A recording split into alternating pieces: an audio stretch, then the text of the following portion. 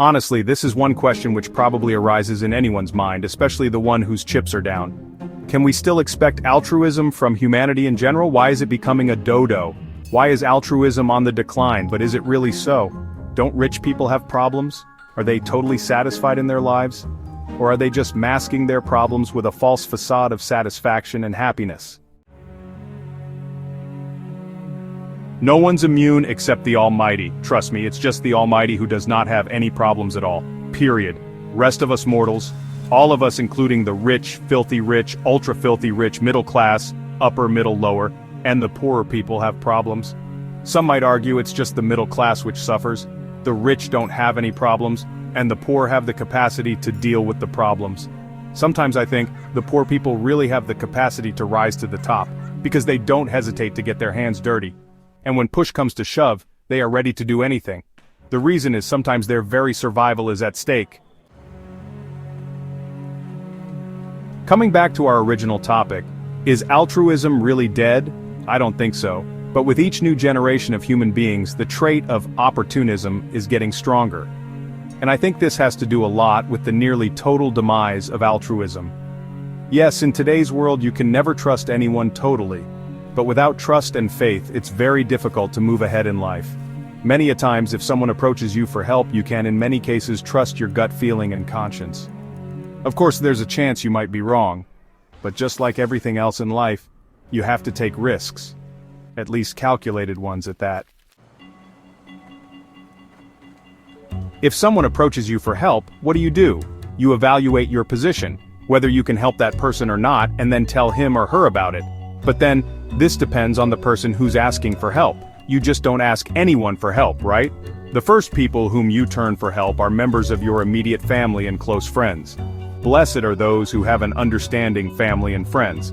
But how does one get convinced to help a person in need or not? It's by knowing the person completely. How can one know a person completely? By keeping in touch with your close ones on a continual basis. Until a few years earlier, people used to meet at least during weddings and funerals. Now, with people living far apart, sometimes even poles apart literally, this is no longer possible. Everyone seems to have a hidden agenda. Don't laugh. But I myself was surprised to hear this term from my closest family members and my ex-schoolmates. Earlier, friends used to meet in a mutual friend's business location or a park, etc. But these days, the focus of both family and friends has shifted to WhatsApp.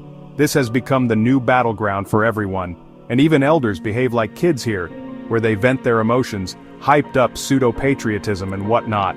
Here, family and friends render lip service to umpteen number of causes. These days you can call your loved ones even in the foreign countries for free. One should make a habit of at least calling whom you consider close once in a month. Then one can really understand what state the person is in. But you know what, even for calling, ego comes in between. The first question Satan inserts in one's mind is, why should I call the person first? He is elder to me, why can't he call me first? And if he is younger, then respect and other virtues come to mind. He's younger to me, he should respect at least my age. The second question which satanic Satan inserts in one's mind is, did that person ever help me at all? I have heard with my own ears about the gifts, monetary, to keep in a Muslim marriage. Here down south in India, Muslim marriages are loved by one and all, especially for the biryani and other sumptuous food fare on offer. So one guy tells the other, this was way back when I was young, about 30 years back, let's give 100 rupees as a gift, and eat about 10 pieces of mutton in the biryani, then our investment of 100 rupees is justified. So, without any benefits, no one wants to help. But trust me, an act of just stroking your pet cat's head releases so many happiness-inducing hormones like dopamine, serotonin, oxytocin, endorphins, etc. According to an Islamic hadith, saying of Prophet Muhammad, peace be upon him, Sadaqah, charity, extinguishes sins as water extinguishes fire. He also stated that the believer's shade on the Judgment Day, Day of Resurrection, will be her charity. So forget about just yourself every now and then, or at least once in a blue moon. Try helping those in need without expecting anything in return. And help keep the genes of altruism alive and kicking in this humanity until the end of this world. Happy living and letting others too live by helping them.